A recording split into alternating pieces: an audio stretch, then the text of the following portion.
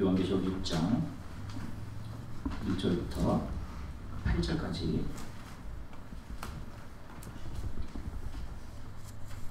찾으셨으면 다 같이 함께 한 목소리로 하나님의 말씀을 함께 읽으시겠습니다.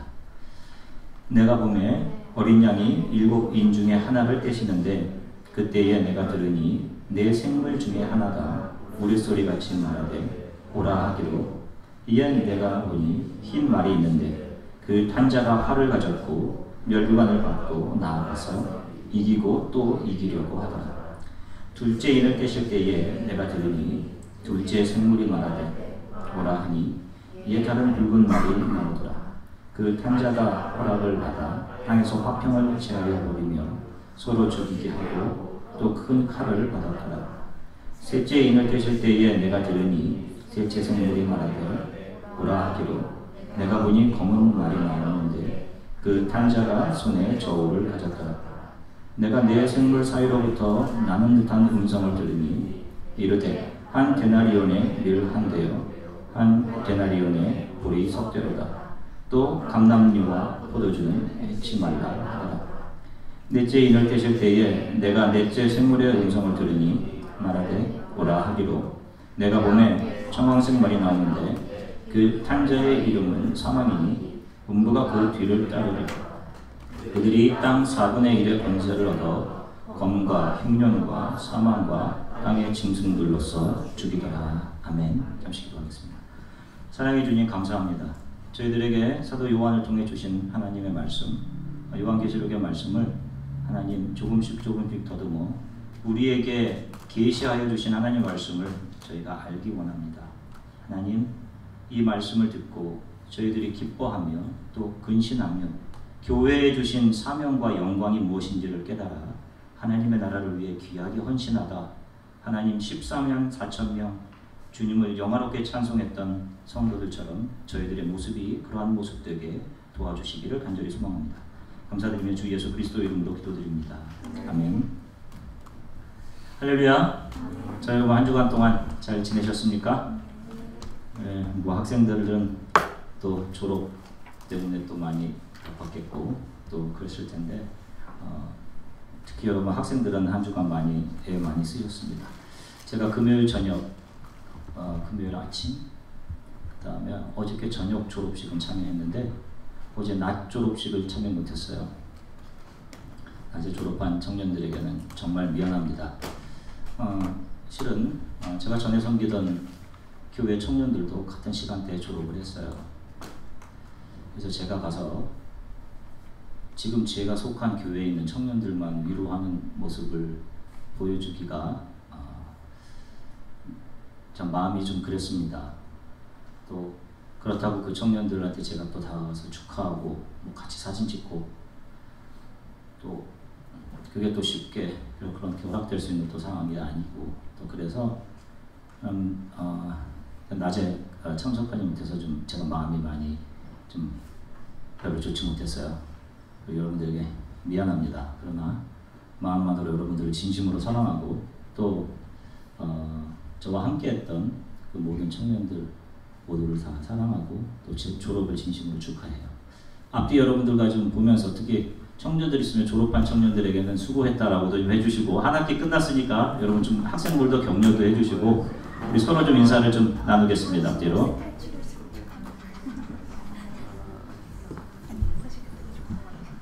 자, 아멘.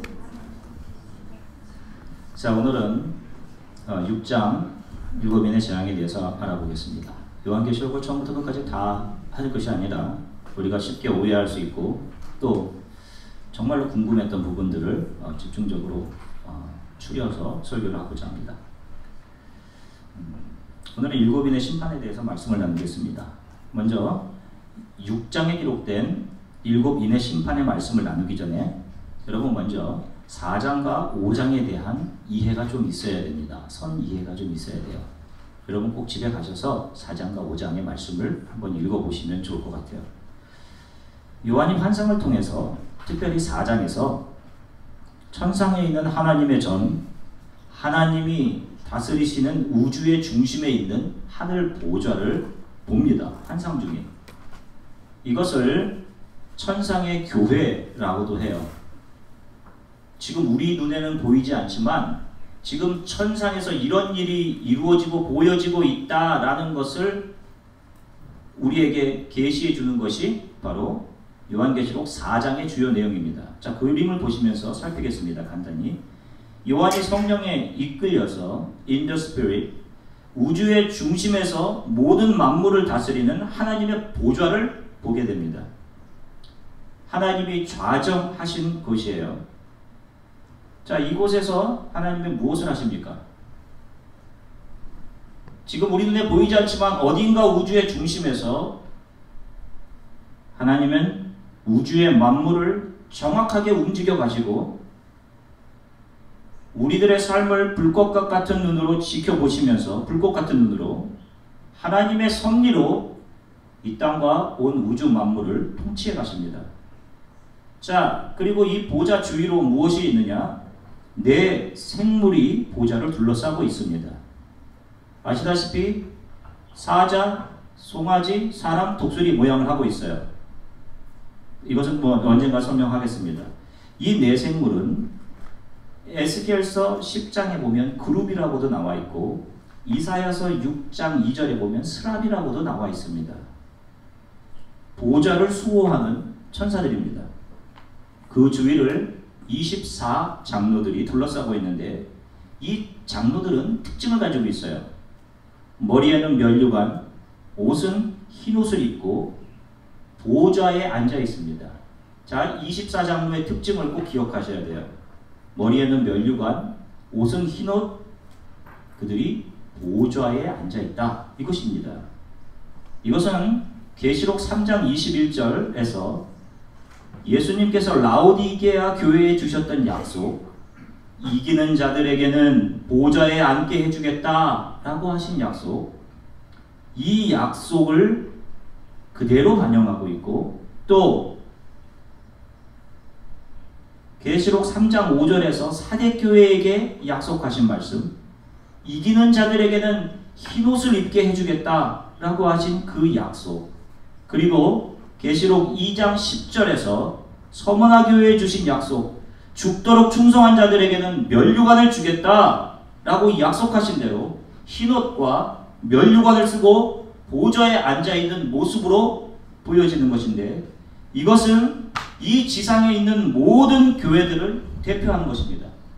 저와 여러분들이 이 땅에서 죽도록 충성하고 또 이기고 이 땅에서 믿음을 온전히 지켰을 때 우리의 모습이 바로 이 하늘의 보좌를 둘러싸고 있는 24장로의 모습과 같이 하나님과 더불어 왕노릇하게 되는 이 모습을 성경이 보여주고 있는 것입니다. 그리고 24장로들 주위로 천천만만의 천사들이 둘러싸고 있습니다. 그리고 그 주위를 하늘과 땅, 바다의 모든 피조물이 둘러싸고 있어요. 이것이 아마도 우주의 모습, 이 땅의 실제적인 통치가 이루어지는 모습입니다. 우리가 눈으로 볼 때 세상은 힘이 있는 사람에 의해서 움직여진다 라고 생각할 수도 있습니다. 그렇지만 지금 이 순간에도, 우리가 보지 못하고 있는 순간에도 하나님은 우주의 중심에 보좌에 앉으셔서 모든 우주를 정확하게 움직여가고 계시고, 작게는 저와 여러분들의 삶, 저와 여러분들의 작은 신음에도 응답하시고 들으시며 공급하시고 우리들의 삶을 이끌어 가신다는 것입니다. 이것이 당시 로마의 핍박을 받고 있던 크리스찬들에게는 커다란 위로가 되는 복음이었을 것입니다. 이제 5장에선 인봉한 두루마리가 나와요. 이 두루마리가 굉장히 중요한데, 이것이 무슨 내용을 담고 있느냐 하는 것이 중요합니다. 여기에 무엇이 쓰여 있느냐, 그것이 5장 1절에 나오는데, 5장 1절을 보면 계시록 내가 보매 보좌에 앉으신 이의 오른손에 두루마리가 있으니 안팎으로 썼고 7인으로 봉하였더라. 뭔가를 안팎으로 썼습니다. 그런데 이게 7인으로 봉인이 되어 있어서 그 내용을 알 수가 없어요. 그런데 이와 같은 환상을 하나님은 이미 주전 593년에 에스겔에게도 보여주셨습니다. 에스겔이 환상을 보는데 에스겔 2장 9절부터 10절을 보면 이렇게 기록되어 있어요. 내가 보니 보라 한 손이 나를 향하여 펴지고 보라 그 안에 두루마리 책이 있더라. 그가 그것을 내 앞에 펴시니 그 안팎에 글이 있는데 그 위에 애가와 애곡과 재앙의 말이 기록되었더라. 자, 이 두루마리가 에스겔의 시대에도 환상으로 보여주신 것인데 그때에는 이 내용을 대충 알 수 있었습니다. 대강. 이 책은 에스겔의 환상에 의하면 심판의 내용이 들어져 있는 책이에요. 애가와 애곡과 재앙의 말이 기록되어져 있는 책입니다. 그런데 이 환상을 하나님께서는 다니엘에게도 동일하게 보여주셔요. 환란에 관한 책인데 다니엘이 듣고 이해를 하지 못해서 인자와 같이 생긴 분에게 묻습니다. 그것이 다니엘 12장 8절 9절에 있는 말씀인데 이렇게 기록되어 있어요. 내가 듣고도 깨달지 못한지라 내가 이르되 내 주여 이 모든 일의 결국이 어떠하겠나이까 하니 그가 이르되 다니엘아 갈지어다 이 말은 마지막 때까지 간수하고 봉황할 것이니라 이렇게 기록되어 있어요. 이 책은 에스겔과 다니엘의 시대까지는 그 내용이 조금은 열려져 있었습니다. 그러나 다니엘의 시대에 그것을 봉함하라고 하셔요. 이제는 마지막 때까지 봉인된 채로 남겨져야 하는 그런 책이었습니다. 자, 그런데 오늘 요한계시록에서 이 봉인된 인봉을 누가 푸시느냐? 계시록 6장 오늘 본문 1절을 보시면 이렇게 기록합니다. 내가 보매 어린 양이 7인 중에 하나를 떼시는데 그때 내가 들으니 네 생물 중 하나가 우레소리같이 말하되 오라 하기로. 자, 이 말씀을 다니엘서의 말씀과 비교해서 해석하면 봉인이 된 이 인이 다시 열려지는 시점이 언제라는 것을 우리가 알 수 있어요. 언제입니까? 다니엘서에 보면 세상의 마지막 때까지 그것을 봉해두라 그랬습니다. 그런데 이게 열리는 시점은 바로 세상의 마지막 때입니다. 계시록에서 이것을 누가 떼시느냐? 누가 어떤 자격이 있어서 이걸 떼시느냐? 하나님의 어린 양이 죽임을 당하셨기 때문에 다시 살아나셨기 때문에 이 인봉을 뗄 수 있는 권한을 받습니다. 그것이 요한계시록 5장에 있어요. 그러므로 부활 승천하신 후 예수께서 부활 승천하신 후 다시 오실 때까지가 지구 온 인류 역사의 마지막 시대가 되는 것입니다. 저와 여러분들이 지금 사는 시대, 이 시대가 마지막 시대예요.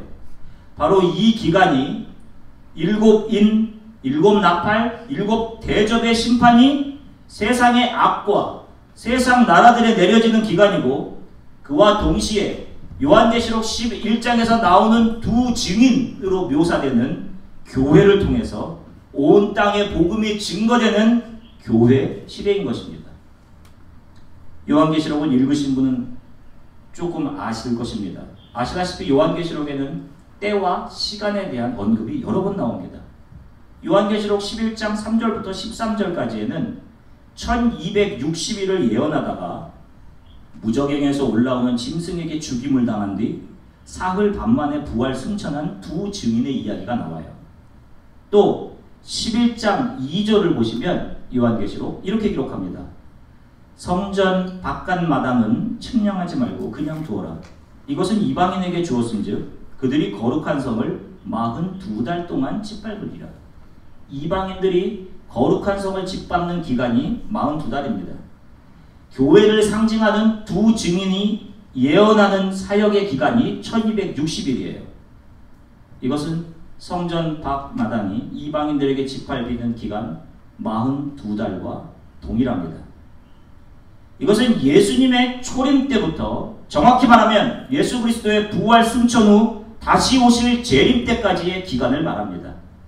이것이 42달로 표현된 것이고 1260일로 표현돼요. 다니엘서 12장 7절의 기록으로는 한때, 두때, 반때 3년 반이란 기간으로 상징되는 기간이 바로 이 기간인 것입니다. 이제 예수님의 부활 때부터 지금까지 이 인이 떼어지고 있는 거예요. 그러나 여러분, 우리 크리스찬들은 이 심판을 두려워할 이유가 없습니다. 왜냐하면 이 심판은 크리스찬들에게 가해지는 심판이 아니기 때문이에요.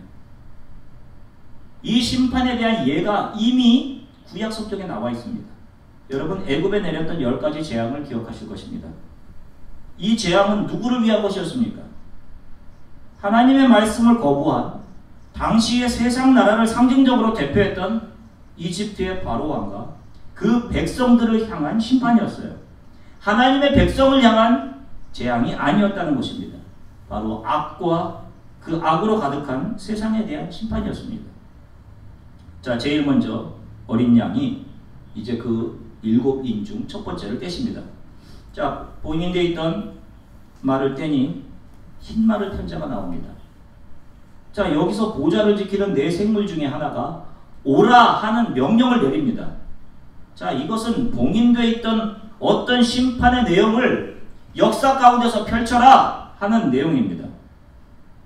지난주에 설명한 것 같이 여기 등장하는 것은 요한 시대에 실제 했던 것을 상징함과 동시에 우리 시대에 영향을 미치고 있는 그런 내용들이에요.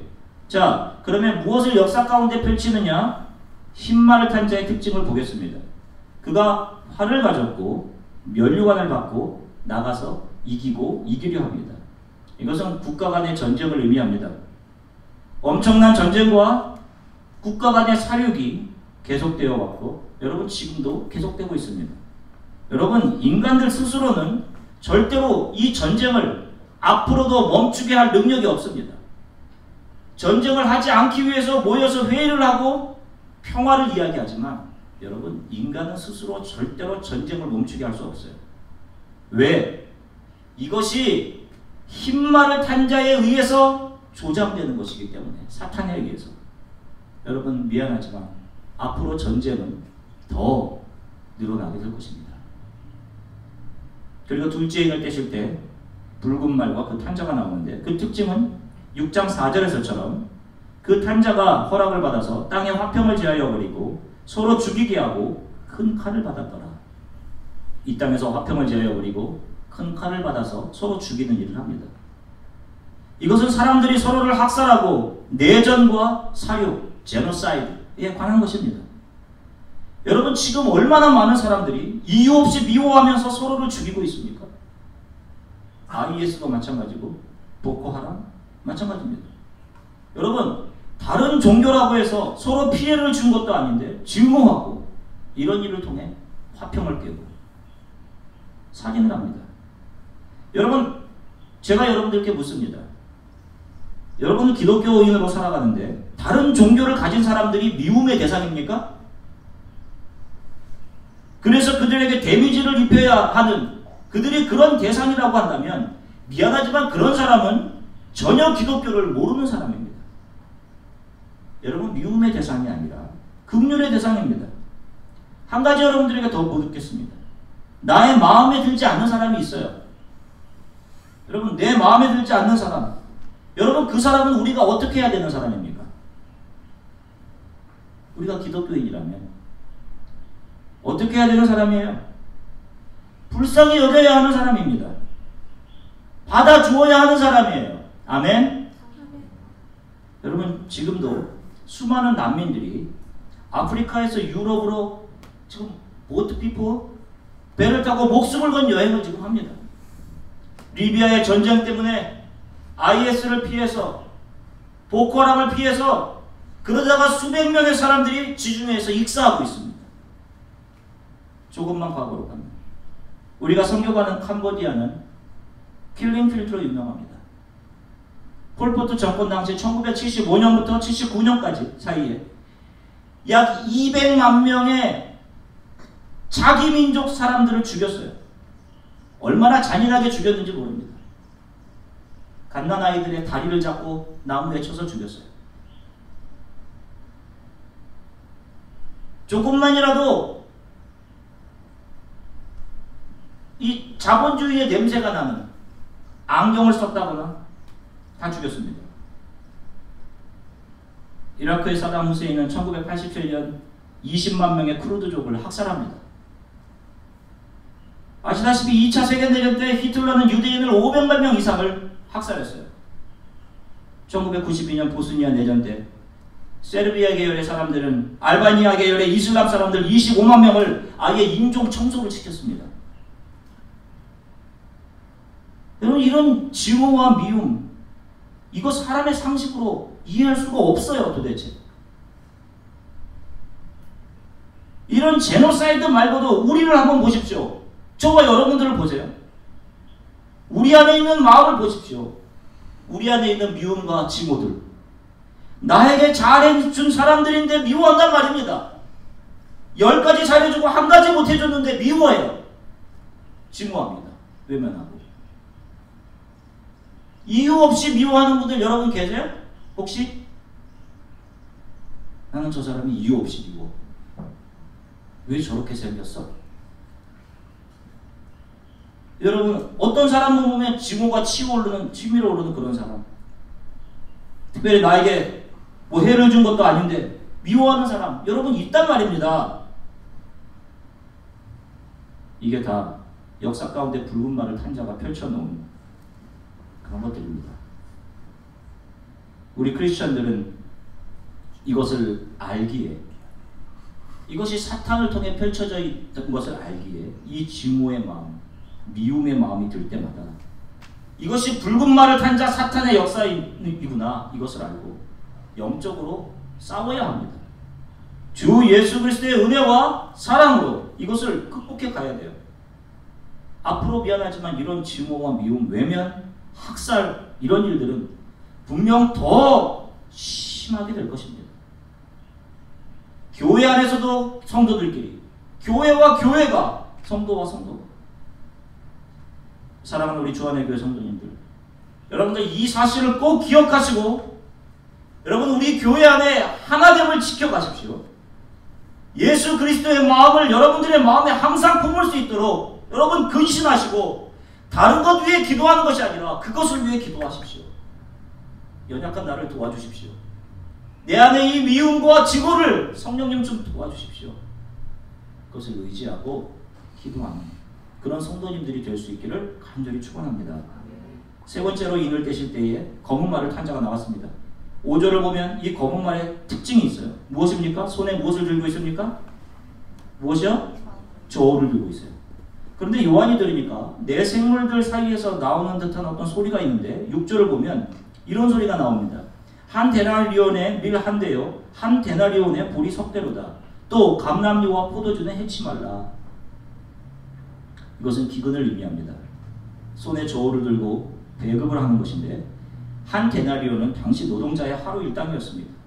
그런데 여러분, 저울을 재어서 주는데 하루 종일 일해서 얻을 수 있는 것이 밀 한 대 내지는 보리 석대면 자기 혼자 먹을 분량밖에 되지 않습니다.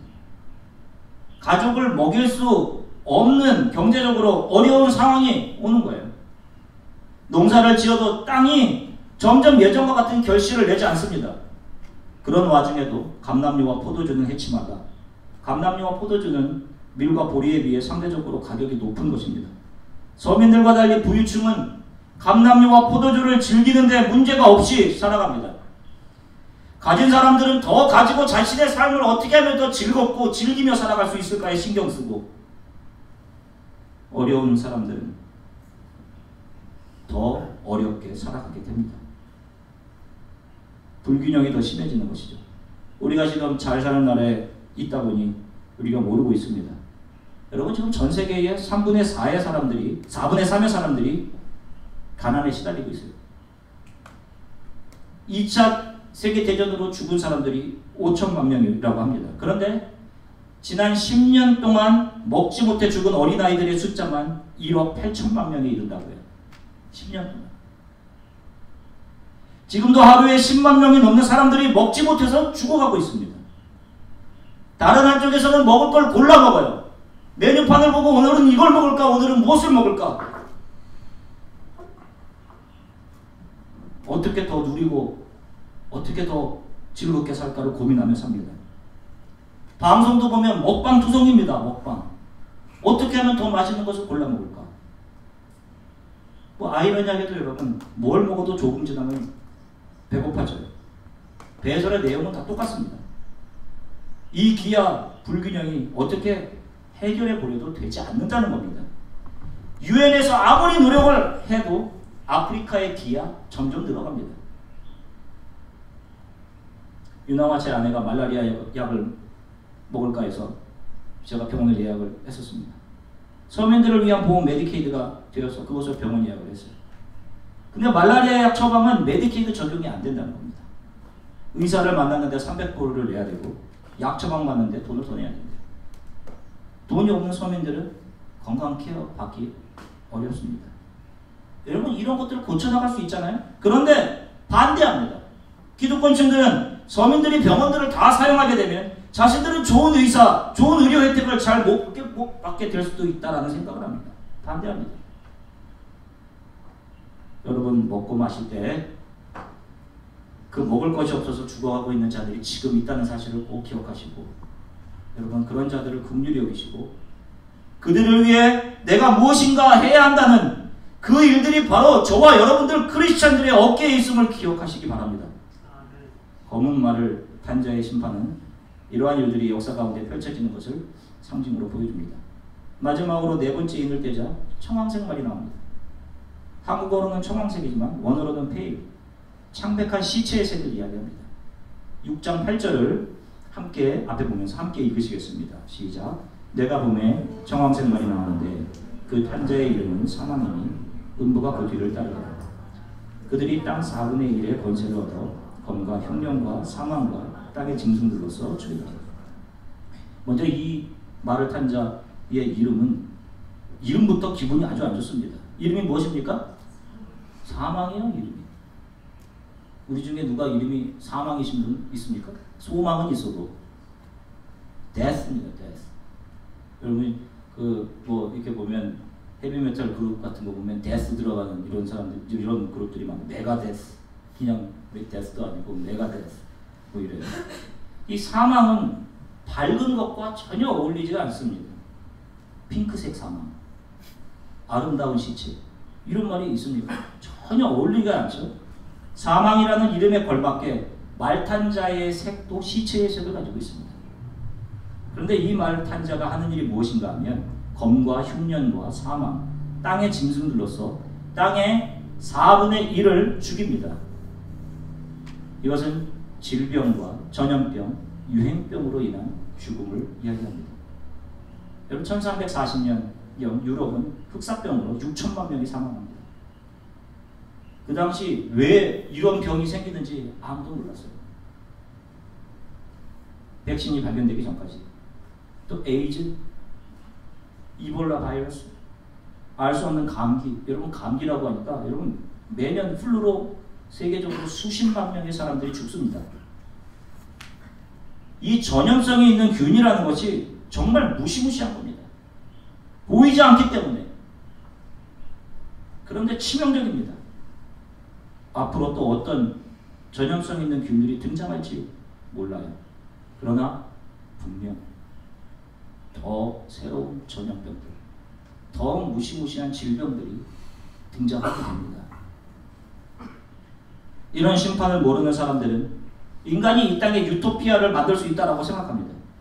인간의 힘으로 세계 평화를 만들어낼 수 있다 이렇게 생각해요. 그러나 절대로 인간은 자신의 유익과 이익을 향하게 되어 있지 그 이익 없이 약자를 돕거나 이해관계 없이 나라나 민족을 돕는 일들을 거의 잘 하지 않습니다.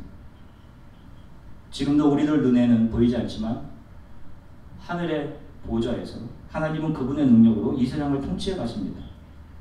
7인의 재앙을 통해 땅과 바다와 하늘의 생명체들은 이의 4분의 1들은 해를 입게 될 것이고 7 나팔의 재앙, 이어지는 7 나팔의 재앙을 통해 세상의 3분의 1이 해를 입게 될 것이며 7 대접의 재앙 후에는 옛 하늘과 땅은 다 간 것이 없고 새 하늘과 새 땅으로 변화되는 일이 장차 있게 될 것입니다.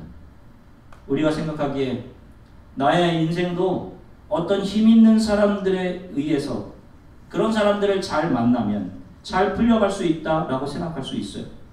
그런 힘이 있는 사람이, 그런 환경이 나의 인생을 움직여가는 것이 아닙니다. 우리 교수님, 지금 나보다 뭔가를 더 가진 사람들, 많은 인맥에 의해서 우리의 인생이 잘 흘려져 갈 수 있는 것이 절대로 아니에요. 여러분, 세상은 성경에 기록된 대로 진행되어 갈 것이고, 이 세상에서 이러한 상황 속에서 믿음의 순결을 지켜낸 사람들만이 24장로의 모습처럼 하나님의 보좌 주위에서 하나님과 더불어 왕노릇하며 영광을 누리게 될 것입니다. 그날이 반드시 속히 오게 될 것입니다. 우리가 믿음을 붙잡고 사는 것 힘듭니다. 목사인 저도 이 믿음을 붙잡고 가는 길이 외롭고 너무 힘들어요. 공부 여러분 쉽지 않습니다. 뭐 하루 저녁에 수십 장의 리포트를 써야 되는 거, 가정을 돌봐야 되는 일들, 사업을 꾸려가는 일들, 직장 생활들, 여러분 힘드시죠? 힘듭니다. 그러나 여러분, 그러한 상황 가운데서도 크리스천은 예수 그리스도에 대한 처음 사랑을 늘 기억하고 믿음과 소망과 적은 능력 가운데서도 하나님의 말씀을 지키며 어떤 상황 속에서도 예수 그리스도의 이름을 배신하면 안 됩니다.